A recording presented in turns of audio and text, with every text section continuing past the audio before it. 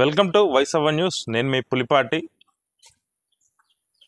భారతదేశం గర్వించదగ్గ వ్యక్తులకి పద్మశ్రీ అవార్డు ఇస్తారు. ఇది తెలంగాణ రాష్ట్రంలోని భద్రాద్రి కొత్తగూడెం జిల్లా మనుగూరు మండలం కూనవరం గ్రామ పంచాయతీలో సకిన రామచంద్రయ్య గారికి కంచుమేళం కంచుతాళం అనే ఆదివాసీ కోయజాతికి చెందిన అదొక విద్య. అది దాంట్లో వాళ్ళకి అత్యున్నత రాష్ట్రపతి పురస్కారం పద్మశ్రీ అవార్డు వచ్చింది. పేరుకే అవార్డు. ఈయన పరిస్థితి చూస్తే మరి అత్యంత దారుణంగా, దయనీయంగా, దీనంగా ఉంది. ఇప్పుడు వారు మనతో ఉన్నారు. వారితో మాట్లాడే ప్రయత్నం చేద్దాం.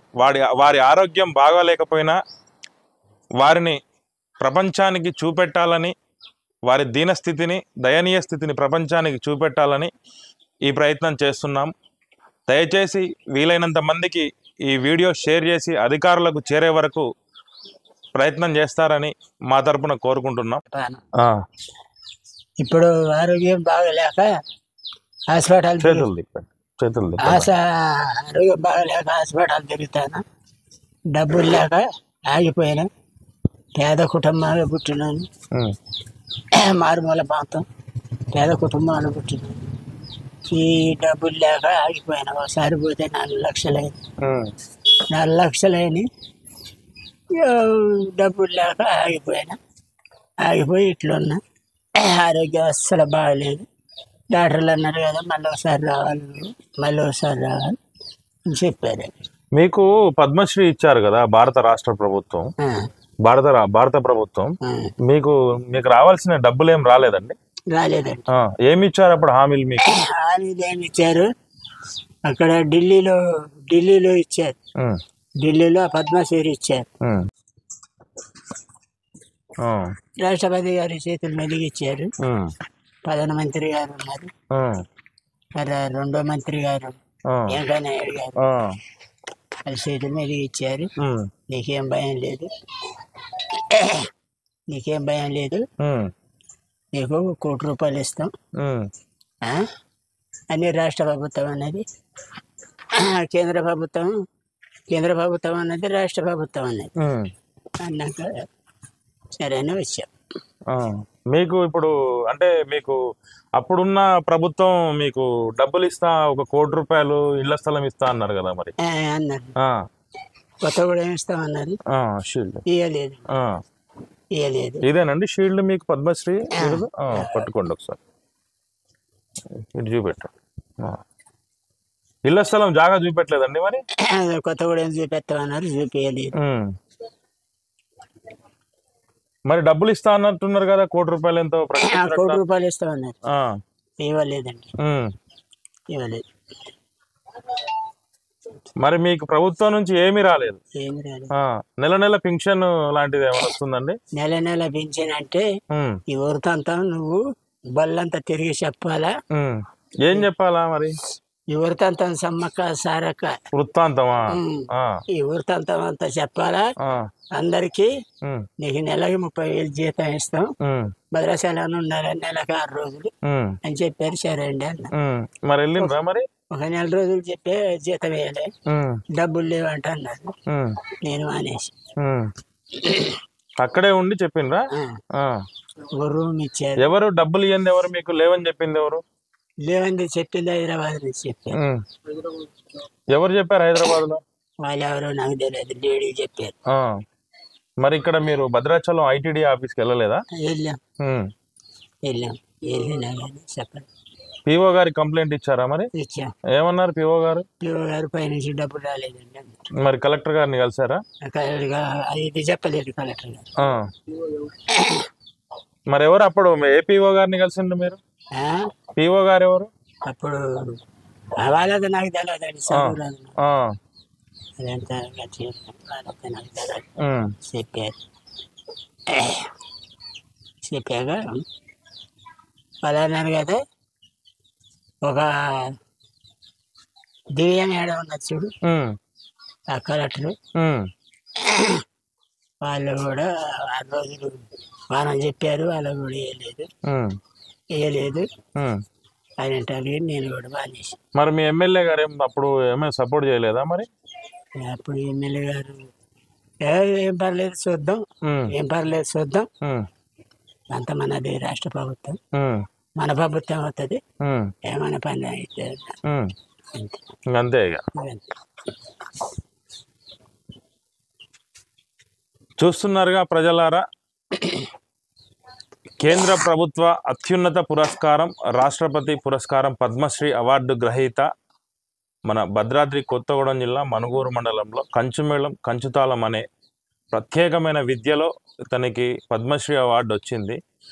అవార్డు అయితే వచ్చింది, కానీ వీళ్ళ పరిస్థితి మరీ మన రామచంద్రయ్య గారి పరిస్థితి దీనంగా దయనీయంగా ఉంది.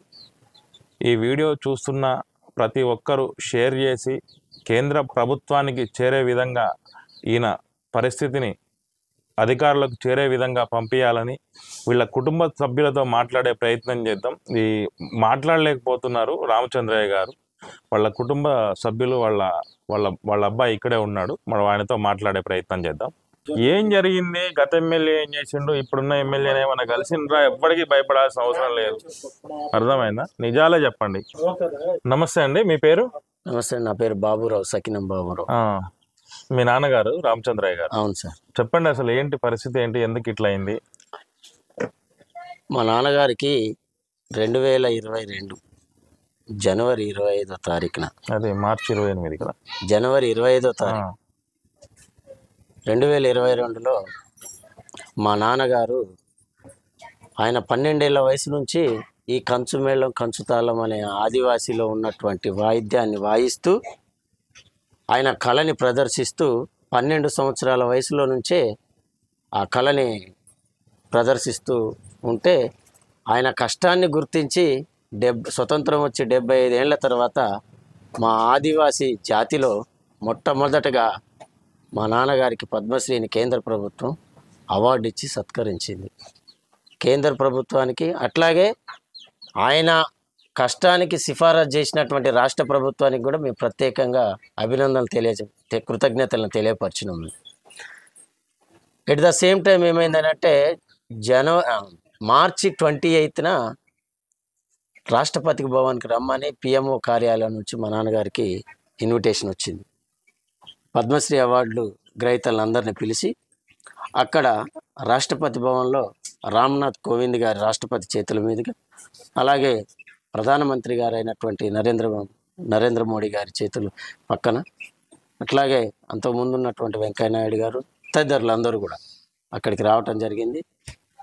అక్కడ ఈ యొక్క అత్యున్నత పురస్కారమైనటువంటి పద్మశ్రీ అవార్డుని మా నాన్నగారి చేతుల మీద అందుకోవటం మహా గొప్ప అనుభూతిగా అనుభవించాము. అటువంటి అవకాశం కానీ అటువంటి రోజు వస్తుందని కూడా మేము ఎక్స్పెక్ట్ చేయలేము మా నిజ జీవితంలో. మేము కడుపేదల పరిస్థితి. మా నాన్న ఆయనకున్నటువంటి 5గురు సంతానంలో దీన్ని నమ్ముకొని, ఈ కళను నమ్ముకొని, ఆ 12 ఏళ్ల వయసు నుంచి వెళ్ళి తరతరాలుగా వారసత్వంగా వస్తున్నటువంటి కళను నమ్ముకొని మా జీవనాన్ని కొనసాగిస్తున్నటువంటి క్రమంలో ఇటువంటి అవార్డు వచ్చేసి సత్కరించినందుకు మేము చాలా సంతోషపడ్డాం సార్. ఏంటి ఈ పరిస్థితి? మరి మీకు పద్మశ్రీ వచ్చింది, గవర్నమెంట్ నుంచి ఏం డబ్బులు రాలేదా మీకు? 2022లో తెలంగాణ రాష్ట్రం నుంచి తెలంగాణ రాష్ట్రం నుంచి మన కిన్నెర మొగిలయ్య గారికి, పద్మజారెడ్డి గారికి, సకిని రామచంద్రయ్య గారికి, అట్లాగే పద్మభూషణ్ మన కృష్ణ ఎల్ల, సుచిత్ర ఎల్ల, వీళ్ళందరం కలిసి మేము రాష్ట్రపతి భవన్లో కలిసి తెలంగాణ రాష్ట్రం నుంచి అవార్డులు అందుకున్న వాళ్ళు వీళ్ళు గొప్పవాళ్ళు. వచ్చిన తర్వాత కిన్నెర మొగలయ్యకి ₹1 శాంక్షన్ చేశారు, ₹1 చెక్ ఇచ్చేశారు. సీఎం గౌరవనీయులు కేసీఆర్ గారిని కలవంగానే ఆయనకి ₹1 చెక్ ఇచ్చేశారు. అట్లాగే ఆయన కోరుకున్న విధంగా తెలంగాణ గవర్నమెంట్ మంచిగా సత్కరించి ఆయనకి బిఎన్ రెడ్డి నగర్లో ఇంటి స్థలం కూడా ఇచ్చింది. అట్లాగే ఎట్ ద సేమ్ టైం ఇంకోటి ఏమైందనంటే స్థానిక ఎమ్మెల్యే గారు గౌరవనీయులు రేగా కాంతారావు సారు మమ్మల్ని సీఎం గారి దగ్గరికి తీసుకెళ్ళటం జరిగింది. సీఎం గారి దగ్గరికి తీసుకెళ్ళిన తర్వాత సీఎం గారు ఎట్లా అయితే వాళ్ళకి ఎట్లయితే నీకు ₹1 ఇచ్చామో మీకు కూడా అదే ₹1 ఇస్తాను, మీకు ఎక్కడ ఇల్లు కావాలో చెప్పండి అది ఇది అని అంటే మాకు హెడ్ క్వార్టరు మా కొత్తగూడెంలో కావాలని అంటే కొత్తగూడెంలో కూడా ఇల్లు ఇస్తామని చెప్పేశారు. ఓకే చెప్పిన తర్వాత సరే ఓకే నాన్నగారిని సత్కరించారు, మంచిగా ఇది చేశాను, కళాకారులు కూడా ఇది చేసేసి అని చెప్పారు. అట్లాగే ట్రైబల్ కమిషనర్ గారు ఉన్నారు క్రిస్టినా జోన్, ట్రైబల్ కమిషనర్ గారి దగ్గర నుంచి వెళ్ళి కూడా మేము వెళ్ళి అక్కడ నాన్నగారికి పట్టు వస్త్రాలు పెట్టి 1,00,000 రూపాయలు నగదు ఇచ్చేసి విధంగా మా కాంతారావు గారు చేశారు. చేసిన తర్వాత 1,00,000 రూపాయలు వచ్చిన తర్వాత చేసిన తర్వాత మళ్ళీ పిఓ ఐటీడీఏ గౌతమ్ పోట్రు గారు ఉండే, ఐటీడీఏ పిఓ గారు ఏం చేశారు అంటే అక్కడ కమిషనర్ ట్రైబల్ కమిషనర్ గారు చీఫ్ డాన్సర్గా సకిని రామచంద్రయ్య గారిని చీఫ్ డాన్సర్గా నియమించింది. చీఫ్ డాన్సర్గా అంటే ఈ కళ మొత్తాన్ని ఈయనతోటి అంతరించిపోకుండా ఈ యొక్క కళని ఆదివాసీ ప్రపంచానికి మొత్తం చెప్పాలా, నేర్పాలా, ఈయనతోటి అంతరించిపోకుండా నేర్పాలా, ఇలాంటి వాళ్ళు భావితరాలకి ఉపయోగపడే విధంగా కళాకారులను తయారు చేయాలనే ఉద్దేశంతో ఐటీడీఏ భద్రాచలం ద్వారా నాన్నగారిని సూపర్ డాన్సర్గా ప్రమోట్ చేసి నియమించి అందులో ఉన్నటువంటి ఆ ఆదివాసీలో ఉన్నటువంటి గొట్టు గోత్రాలు కానీ సమ్మక్క సారక్క చరిత్ర చెప్పడంలో కానీ ఈ అన్నిటి మీద చెప్పమని చెప్పేసి డాన్సర్గా ప్రమోట్ చేసి అదేవిధంగా ఈయనకి నెలకి ఒక 20,000 రూపాయలు శాలరీ వచ్చే విధంగా ఆల్రెడీ మాకు నియామక పత్రం ఇచ్చారు గౌతమ్ పోట్రు. ఉందా మీ దగ్గర? ఉంది, ఒకసారి చూపెట్టు. ఇది ఐటీడీఏ ఆర్డర్ కాపీ? అవును సార్. మా నాన్నగారికి చీఫ్ డాన్సర్గా ప్రమోట్ చేసి ఆయనకి ఈ పిల్లలకి చెప్తున్నందుకు నెలకి 20,000 రూపాయల శాలరీ వచ్చే విధంగా ఆయన నియామక పత్రం ఇది మా నాన్నగారిని నియమించినట్టు ఐటీడీఏ భద్రాచలం. మీ నాన్నగారు చేశారని చెప్తున్నారు కదా, ఒక నెల రోజులు వెళ్ళానని చెప్తున్నారు కదా. అయితే విషయం ఏంటంటే సార్ ఇది ఆల్రెడీ నియామకం పత్రం ఇది ఓన్లీ. మేము ఆల్రెడీ ఇదే విషయం మీద ట్రైబల్ కమిషనర్ క్రిస్టినా జోంత్ గారు మేడం దగ్గరికి వెళ్ళి అడిగాము, మేడం మరి ఇట్లా అంటే మీరు స్కూల్ స్టార్ట్ చేయండి, నేను పిఓ గారికి చెప్తానని చెప్పేసి చెప్పారు. చెప్పిన తర్వాత ఇక్కడికి వచ్చిన తర్వాత ఇదే పిఓ గారిని అడిగితే పిఓ గారు ఏమన్నారంటే బడ్జెట్ లేనిది మనం ఎక్కడి నుండి స్టార్ట్ చేద్దాం బాబు, బడ్జెట్ రాలేదు, బడ్జెట్ లేదని చెప్పారు. దాంతో అట్లా ఆగిపోయింది. తర్వాత మళ్ళీ మన ప్రతీక్ జైన్ గారు వచ్చారు. ఆయన అయిపోయిన తర్వాత ప్రతీక్ జైన్ గారు వస్తే ప్రతీక్ జైన్ గారి దగ్గరికి కూడా వెళ్ళాము. నాన్నగారికి ఈ నియామక పత్రం ఇచ్చేది కాకుండా ఒక పర్సనల్ సెక్రటరీగా నాన్నగారి కార్యక్రమాలు దగ్గరుండి చూసుకోమని ఐటీడీఏ తరఫున ఒక కోండ్రు వీరస్వామి ఒకరిని నియమించారు, పిఏని. తర్వాత మేము ప్రతీక్ జైన్ గారు కొత్తగా వచ్చిన తర్వాత ఆయన దగ్గర కూడా వెళ్ళాం, పిఓ గారి దగ్గరికి వెళ్ళి సార్ మరి ఎట్లా సార్ ఇది మన భద్రాద్రి కొత్తగూడెం డిస్టిక్లో 84 ఆశ్రమ స్కూల్స్ ఉన్నాయి. ఈ 84 ఆశ్రమ స్కూల్స్లలో పిల్లలు ఉన్నారు. ఈ ఆశ్రమ స్కూల్స్లలో మన స్కూలు స్టార్ట్ చేస్తే అని అంటే ఆల్రెడీ నాన్నగారికి ఒక రూము, ఒక కంప్యూటర్ రూము, ఒక హాలు ఇవన్నీ మేము చూసుకున్నాం. అబద్ధం చెప్పేది లేదు, చూసుకున్నాం మేము. మాకు చూపెట్టారు అక్కడే డార్మెంట్లు, పెద్ద హాల్ చూపించారు. మీరు పిల్లలతో ఒకవేళ ఈ కంచుమేళం వాయిస్తూ కూడా మీరు చెప్పాలనుకుంటే అని చెప్పేసి చూపించేసి అది చూసుకున్నాం. చూసుకున్న తర్వాత బడ్జెట్ లేదని అంటే స్టార్ట్ చేయలే. ఆల్రెడీ పిల్లలు కూడా ఒక 50-60 మంది పిల్లలు కూడా రెడీగా వచ్చి ఉన్నారు, ఇంట్రెస్టెడ్ పర్సన్స్ ఆల్రెడీ నాన్నగారు తయారు చేసిన వాళ్ళు కూడా వచ్చి చూసుకున్న తర్వాత సరేలే అని చెప్పి ఇట్లా అని చెప్పారు. చెప్పిన తర్వాత సరేలే అని చెప్పి అది అట్లా ఆగిపోయింది సార్. ఆగిపోయిన తర్వాత ఈ 1 కోటి రూపాయల కోసం మేము గతంలో ఉన్నటువంటి అనుదీప్ సార్ కలెక్టర్ గారు, జేసీ కర్ణాటి వెంకటేశ్వరరావు గారు వీళ్ళందరినీ రమాదేవి డీడీ మేడం గారు ఉంటే వాళ్ళ దగ్గరికి వెళ్ళాం. ఆల్రెడీ మనకు 1 కోటి రూపాయలు ఎస్డిఎఫ్ నిధుల కింద శాంక్షన్ చేశారు. శాంక్షన్ చేసిన తర్వాత సరే వచ్చినాయి అనుకున్నాం. జేసీ గారు ఏమన్నారంటే మీరు ఆల్రెడీ అందులో ఇన్స్ట్రక్షన్స్ ఇచ్చారు, ఓన్లీ 1 crore రూపీస్లలో ఆయన ఎట్లా బతకాలా ఏంటి అని అంటే సరే కొంత ల్యాండ్ తీసుకోండి, వ్యవసాయం ల్యాండ్ ఏదైనా తీసుకోండి, తర్వాత ఆయన స్కూల్ చెప్పడానికి కోసం ఇట్లా వెహికల్ ఏమైనా ఒకటి తీసుకోండి, మిగతాది ఏమైనా ఉంటే ఫర్దర్గా ఆయన ఫ్యామిలీ ఇష్యూస్ కానీ ఆ కన్స్ట్రక్షన్ చేసుకోవడం ఇల్లు కట్టుకోవడానికి కోసం కొంత వాడుకోమని చెప్పేసి దాంట్లో కొంత ఇది చేసి చెప్పారు. సరేలే అని చెప్పి నేను ఎర్టిగా బుక్ చేసిన భద్రాచలం సుజుకి షోరూంలో, కార్ షోరూంలో సారపాక బుక్ చేసిన తర్వాత జేసీ గారు అన్నారు కదా అక్కడ నుండి కొటేషన్ తీసుకురమ్మన్నారు. సరేలే అని పోయి కొటేషన్ ఇచ్చిన జేసీ గారికి. సర్లే అని చెప్పేసి కొటేషన్ ఇచ్చిన తర్వాత ఆల్రెడీ అక్కడ నుంచి వెళ్ళి నీకు బుక్ చేసినాం, బండి వచ్చేస్తుంది అని చెప్పిండు ఆయన ఒక 10 days బిఫోరే. నేను వెళ్ళి అడిగా, సార్ మరి ఇట్లా పరిస్థితి, మన వెహికల్ వస్తుంది, నాన్నగారికి స్కూల్ చెప్పడానికి పోవడానికి హెల్త్ కూడా కొంచెం ఇబ్బందిగా ఉన్నారు సార్, ఇది పరిస్థితి అంటే వచ్చేస్తేమో మీ పైసలు వచ్చేసినాయి కానీ మనకేం తెలుసు వచ్చినాయి రాని, మనకు తెలియదు కదా అధికారులు. అన్నమాట జేసీ గారు, పోయిన జేసీ గారు. సరేలే అని చెప్పి ఆయన అన్న తర్వాత నేను షోరూమ్ అతను మళ్ళీ ఫోన్ చేసాడు, ఏంది బాబు బండి తీసుకెళ్ళండి రండి అని అంటే, ఇక్కడికి పోతే పైసలు లేవు, ఇంకా రావాలి అక్కడ నుండి అని అన్నారు. అప్పుడు అదేంటి సార్ వచ్చినాయి, ఆల్రెడీ పైసలు వచ్చినాయి అన్నారు కదా. లేదు లేదు లేదు ఇంకా రావాలి, అవి వస్తే నేను పంపిస్తాను. అక్కడ ఆగుతాడు షోరూమ్ అతను, ఆగలేడు కదా. సర్లే అని ఆయన వేరే వాళ్ళకి ఇచ్చేసాడు. సరే అమౌంట్ తీసుకొచ్చిన తర్వాత మళ్ళీ మీరు ఎట్లాగో ఇది చేసుకున్నారు కానీ అగో అట్లా జరిగిన తర్వాత మళ్ళీ అనుదీప్ గారు ట్రాన్స్ఫర్ అయిపోయారు, కర్ణాటక వెంకటేశ్వర జేసీ గారు వెళ్ళిపోయారు. వెళ్ళిపోయిన తర్వాత మళ్ళీ ప్రియాంకాల మేడం వచ్చిన తర్వాత దగ్గరుండి మళ్ళీ ఆ ఫైల్ని మేము తయారు చేయించి, మేడం తయారు చేయించి దగ్గరుండి వెళ్ళి దాన్ని ఫైనాన్స్ సెక్రటరీ గారికి పంపించారు. ఆల్రెడీ మాకు టోకెన్ నెంబర్స్ కూడా ఇచ్చి 1 crore సంబంధించి టోకెన్ నెంబర్స్ ఇచ్చి ఫైనాన్స్ సెక్రటరీ గారికి పంపించారు. రామకృష్ణారావు సార్, ఆయన దగ్గర ఫైల్ ఆగిపోయి ఉంది. ఇప్పుడు ఈ నెల నెల పింఛన్ లాంటిది ఏమైనా వస్తుందా?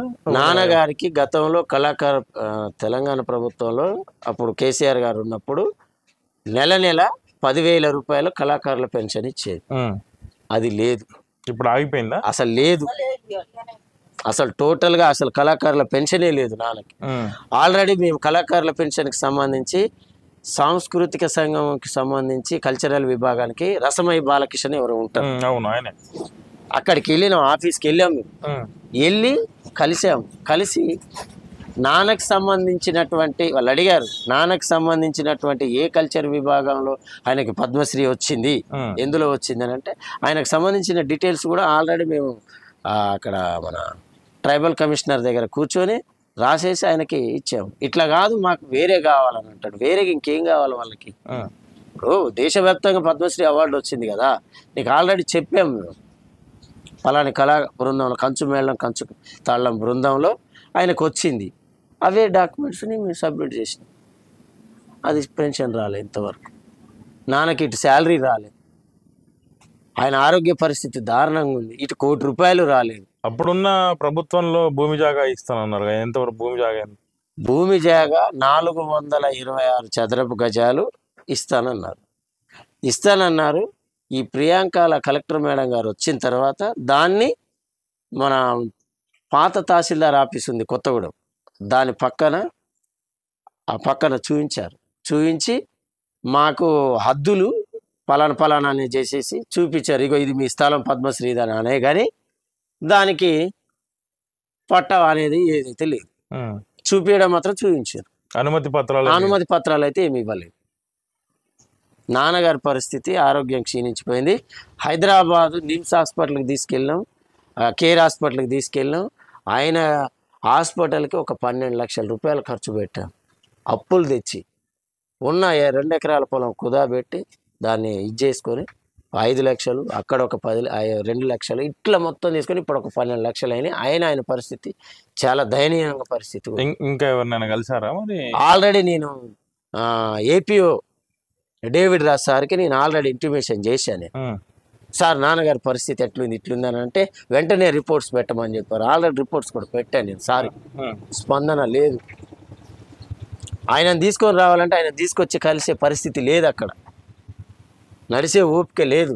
హాస్పిటల్ చుట్టూనే తిరుగుతున్నాం ఇప్పటి వరకు, స్టిల్ నౌ ఇప్పటి వరకు కూడా మా పరిస్థితి దారుణంగా ఉన్నది. కనీసం నేను కోరుకునేది ఏంటంటే ఈ ప్రభుత్వంలోనైనా మా పద్మశ్రీ, మా రామచంద్రయ్య గారు, మా నాన్నగారిని ఆయన పరిస్థితి చూసి, ఆయన యొక్క దీన పరిస్థితి చూసి, ఆయన అసలు ఇక మరి చెప్పకూడదు, ఆయన ఆరోగ్యం బాగా క్షీణించిపోయింది సార్. చాలా దారుణంగా ఉంది పరిస్థితి. ఒక పూట తింటే తెలియని పరిస్థితి అవుతుంది. ఈ ప్రభుత్వంలో కానీ సీఎం గారు కానీ, ఇక్కడ ఉన్న మినిస్టర్లు కానీ, మా ట్రైబల్ మినిస్టర్ సీతక్క గారు కానీ, అధికారులు కానీ స్పందించి కనీసం ఈ ₹1 కోటి ఇప్పించే విధంగా చేసి ఆ ఇంటి స్థలం కోసం ఎవరైనా మాట్లాడతారేమోనని నేను ఆశిస్తూ, అసలు Y7 టీవీ ఛానల్కి మరొక్కసారి నేను వినయంగా వివరిస్తూ, వినయంగా కోరుకుంటూ కృతజ్ఞతలు తెలుపుకుంటూ మా నాన్నగారి ఘోషను చూసి స్పందిస్తారని ఆశిస్తూ సెలవు తీసుకుంటున్నా. సరే, నమస్తే అమ్మ. నమస్తే మీ పేరమ్మా? బాబనమ్మ. బాపనమ్మ. ఎట్లుంది రామచంద్రయ్య గారికి? ఆయన ఆరోగ్యం బాగాలేదండి, ఆ, ఎవ్వరు ఆదుకునేటోళ్ళు లేరు. ఆ, వచ్చి చెప్తాను పోతాను కానీ ఎవ్వరు కూడా ఇంతవరకు ఆదుకునేటోళ్ళు అటు చూడమ్మా, అటు చూడు. ఆ, ఒక్కరు లేరు. ఎవ్వరు కూడా ఆదుకోవటాలే. వస్తాను చెప్తాను మీకు సాయం చేస్తామంటారు, ఎవ్వరు కూడా చేయటాలు. ఏమైందమ్మా అసలు? ఆయనకి ఏమైందంటే డాక్టర్లు మరి ఏం చెప్తాను, నేను మా అబ్బాయికే తెలుసు ఏం జబ్బు అయింది ఆయనకే తెలుసు, నాకు చెప్పడు. మరి అంత ఘోరంగా ఉన్నది.